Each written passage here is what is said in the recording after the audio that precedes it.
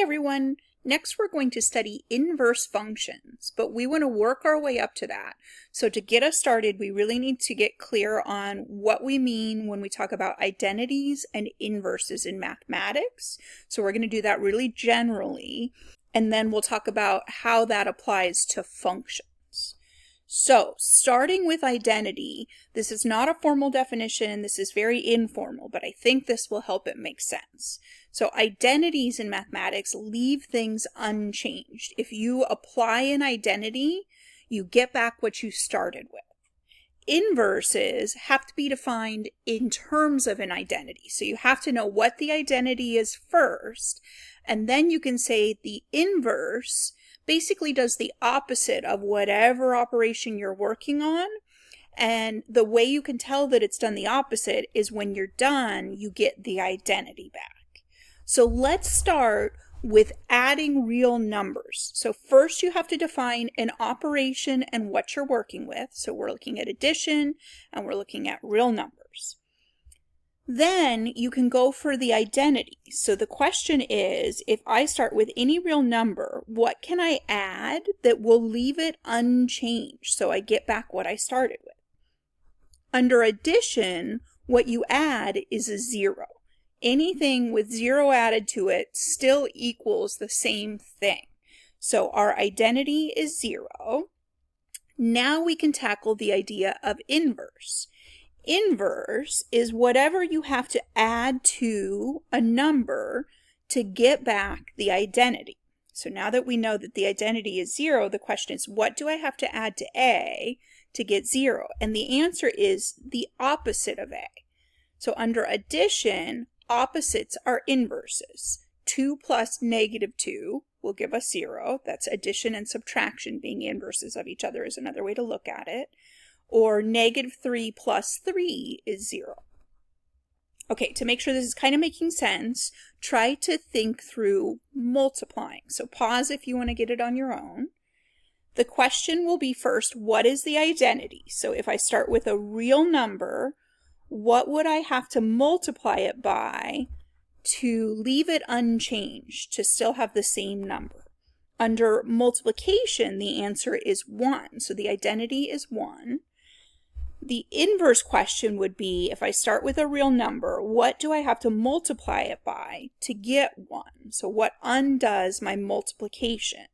And the answer is reciprocals, or another way to think about that is division. If you multiply by A and divide by A, you're going to get back 1. So under multiplication, reciprocals are inverses.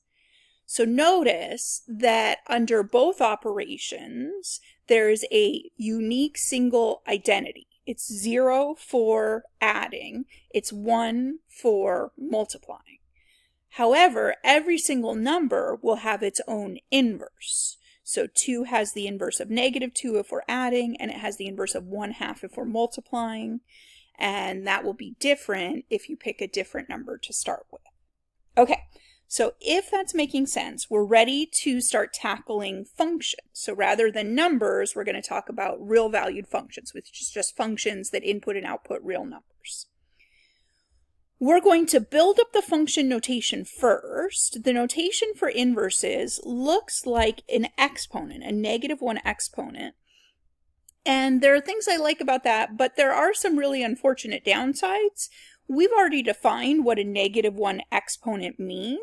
It means reciprocal. So we have to use context to know that this is not f to the -1, it's f inverse. If we really want f to the -1, the reciprocal, we will have to write it this way. So it's the fact that I've written it directly attached to the function name that makes it an inverse. Note this is not reciprocal. So that's really important. That's the one kind of tricky bit with the inverse notation, is you have to make sure you're not confusing it with a -1 power. Before we can even start to talk about an identity, we have to decide what our operation is. Are we adding functions? Are we subtracting functions? Are we multiplying? The answer is we're composing. The operation that we're talking about when we talk about inverse functions is composition. So now we're thinking, If I compose two functions, what is the identity? So what function could I plug another function into and get back what I started with? Or we could even think about that in terms of numbers, because it's the same answer. What function do you plug a number into and it always gives you that exact number back? And I'm going to call it I for identity. The answer, this can be tricky to think of, but hopefully when you see it, it makes sense. It's y equals x. If that's your function, if you plug in 2, you get back 2. If you plug in -10, you get back -10. That is the identity function. The identity function is y equals x. Okay, so working our way up to what it means for functions to be inverses, it means that if you compose them, you get back the identity. So you compose f of f inverse of x, you should get back x. And if you compose f inverse of f of x, you should also get back x. That is what it means for two functions to be inverses. There can be domain restrictions on either the function or its inverse or both. That's okay. That doesn't mean they're not inverses, but it is something to be kind of aware of. Otherwise, that's what we need. And it should work both ways. We don't always double check both ways, but it should work both ways or something is wrong. Okay, I think that's as far as I want to go for now. We'll play with some examples and then we'll get into it a little bit more. What does the algebra of inverse functions look like?